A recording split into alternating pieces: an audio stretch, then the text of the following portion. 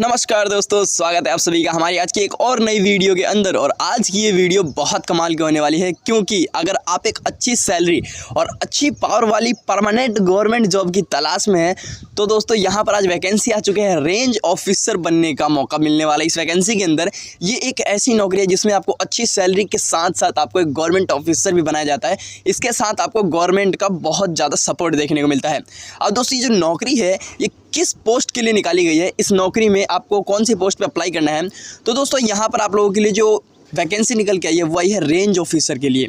ठीक है, अब काफ़ी लोग कहेंगे भैया रेंज ऑफिसर क्या है, तो दोस्तों रेंज ऑफिसर क्या करता है पहले ये जानते हैं। रेंज अधिकारी जंगल में काम करता है। उनका काम यह सुनिश्चित करना है कि कोई भी अवैध काम जंगल में नहीं हो रहे हों, और इसमें जो है कई चीज़ें शामिल होती है, जैसे कि लोगों को पेड़ काटने से रोकना, जानवरों को नुकसान से बचाना और शिकारियों को रोकना। ठीक है, शिकार को रोकना। अब दोस्तों ये काम होता है रेंज ऑफिसर का, और इसमें जो इनको पावर मिलती है वो पावर होती है रेंज अधिकारियों के पास लोगों के खिलाफ मामला दर्ज करने और जुर्माना लगाने का अधिकार है। सरकारी अधिकारी होने के नाते उन्हें सरकार का समर्थन प्राप्त है। जी हाँ दोस्तों, आपके पास फुल पावर रहेगा। आप किसी के भी खिलाफ, जो भी जंगल में अवैध काम कर रहे हैं उनके खिलाफ आप मामला दर्ज कर सकते हैं, उनसे जुर्माना भी वसूल सकते हैं। जी हाँ दोस्तों, और अगर हम बात करें कि यहाँ पर आपकी इंपॉर्टेंट डेट्स क्या होने वाली है इस वैकेंसी को लेकर के, तो भाइयों देखो आपकी जो इंपॉर्टेंट डेट्स होने वाली हैं याद रखने वाली हैं कि यहाँ पर जो आपकी दिनांक जो आपकी स्टार्ट होगा, जब से आप आवेदन के लिए स्टार्ट करने वाले वो है 1 मई। ठीक है, और आवेदन की लास्ट जो तिथि है वो है 1 जून, यानी कि लास्ट टाइम आप 1 जून तक अप्लाई कर सकते हो और 1 मई से स्टार्ट हो जाएगा आवेदन।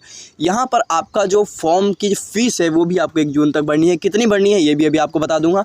और यहाँ पर जो एग्ज़ाम का डेट है वो है अगस्त के अंत या फिर सितंबर में। अभी ये डेट यहाँ पर क्लियर नहीं की गई है, वो आपको नोटिफाई कर दिया जाएगा वाया आपके ईमेल और एसएमएस के थ्रू। जी हाँ दोस्तों, और यहाँ पर अपडेट छूट जाने की चिंता ना करें। यदि आप आवेदन करते हैं तो विभाग आपको आपके एडमिट कार्ड के बारे में ईमेल और टेक्स्ट मैसेज द्वारा सूचना भेजेगा। जी हाँ दोस्तों, और अगर हम इसके बाद बात करें कि क्या आप उपयुक्त है, यानी कि क्या आप एलिजिबल हैं इस नौकरी के लिए, तो चलिए इसके बारे में थोड़ा जान लेते हैं। तो यहाँ पर रेंज ऑफिसर पद के लिए योग्य होने के लिए आपके पास स्नातक की डिग्री, यानी कि आपके पास एक डिग्री होनी चाहिए। ठीक है, आप उसे ग्रेजुएट भी कह सकते हो।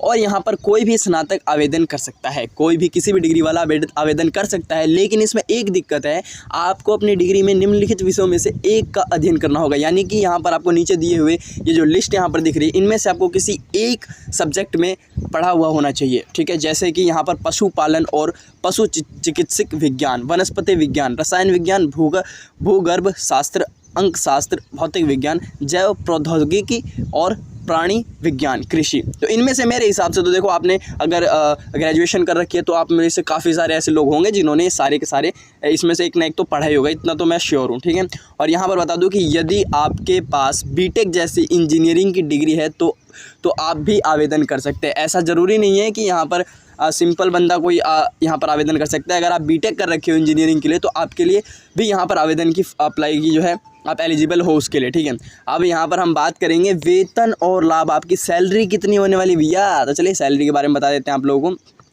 तो यहाँ पर जो आपकी सैलरी होने वाली है वो सैलरी आपकी जो है रेंज ऑफिसर की शुरुआती वेतन बहुत अच्छा होता है। मूल वेतन 35,400 रुपये है। जी हाँ दोस्तों, 35,400 रुपये तो आपको बेसिक सैलरी मिलने वाली है।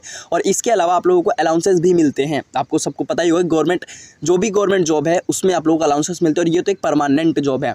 तो यहाँ पर अलाउंसेस में आपको HRA मिलता है, यानी कि मकान किराया भत्ता और महंगाई भत्ता। ठीक है, ये सारी चीज़ें आपको मैंने क्लियर कर दी। अब यहाँ पर सभी भत्ताओं के साथ आपका कुल शुरुआती वेतन लगभग 70,000 प्रति माह होगा, यानी कि सारे अलाउंसेस में ला करके आपकी जो इनकम है वो 70,000 रुपये पर मंथ होने वाली है। ठीक है, जैसे जैसे आप यहाँ पर एक्सपीरियंस लेते जाएंगे आपका समय के साथ साथ सैलरी भी बढ़ेगा। कितना मज़ा आएगा ना दोस्तों, इतनी अच्छी सैलरी के साथ आप लोग यहाँ पर गवर्नमेंट जॉब अप्लाई करने वाले हो, वो भी परमानेंट होने वाली है। तो वीडियो में लास्ट तक बने रहें, पूरी जानकारी देता हूँ भाई, मैं बीच में कोई छोड़ के नहीं जाता कुछ भी। अब यहाँ पर बात कर लेते हैं आयु सीमा, यानी कि एज लिमिट। तो आपकी जो एज है उसकी जो काउंटिंग होगी वो 1 जनवरी 2025 के अनुसार की जाएगी, 1 जनवरी। ठीक है, और यहाँ पर पुरुष अभ्यर्थियों के लिए 20 से 37 वर्ष, महिला उम्मीदवारों के लिए 20 से 40 वर्ष। जी हाँ दोस्तों, और ये जनरल कैटेगरी की थी। और अगर आप लोग रिजर्व कैटेगरी से आते हैं तो आप लोगों को भी यहाँ पर छूट देखने को मिलेगी। तो देखो, जैसे कि रिजर्व कैटेगरी में आप लोग अगर SC ST से है तो 5 साल की छूट मिलती है, OBC से है तो 3 साल की छूट मिलती है। ध्यान रखिए कि आयु में छूट केवल उन लोगों के लिए है जो उस राज्य में रहते हैं जहां नौकरी स्थित है। यदि आप किसी दूसरे राज्य से आवेदन कर रहे हैं तो आपको सामान्य श्रेणी का उम्मीदवार माना जाएगा। भले ही आप आरक्षित श्रेणी से संबंधित हो। यानी कि अगर आप अलग स्टेट से हो तब आपको जनरल कैटेगरी का ही दर्जा दिया जाएगा, लेकिन जिस स्टेट की ये वैकेंसी अगर उस स्टेट के हो आप, तो आप लोगों को यहाँ पर आरक्षण देखने को मिलेगा। आरक्षण, सॉरी वर्ड में मिस्टेक हो गया, यानी कि आप लोगों को यहाँ पर एज रिलैक्सेशन देखने को मिलेगा। ठीक है, अब यहाँ पर बात कर लेते हैं सिलेक्शन प्रोसेस क्या है भैया। तो देखो सिलेक्शन प्रोसेस में सिंपल चीज़ें हैं, जैसे कि यहाँ पर अगर आप देखो तो प्रथम पेपर, पहला पेपर सामान्य हिंदी। इस पेपर को पास करना आसान है। इसमें सामान्य हिंदी के बारे में 50 बहुविकल्पीय यानी कि MCQ क्वेश्चंस पूछे जाएंगे। इसे पूरा करने के लिए आपको 60 मिनट मिलते हैं। प्रत्येक प्रश्न 2 अंक का होगा, जिससे कुल अंक 100 होते हैं। उत्तीर्ण होने के लिए आपको कम से कम 30 अंक प्राप्त करने होंगे। पास होने के लिए आपको कम से कम 30 अंक चाहिए। प्रत्येक गलत उत्तर के लिए 0.2 की नेगेटिव मार्किंग भी है। तो इसके लिए दोस्तों आपको ध्यान रखना है, ठीक है, कि नेगेटिव मार्किंग बेस में यह पेपर केवल उत्तीर्ण करने के लिए है और इसके अंक अंतिम मेरिट सूची में नहीं गिने जाते हैं। जी हाँ दोस्तों, आपने बिल्कुल सही सुना। आप दूसरे नंबर पर बात कर लेते हैं।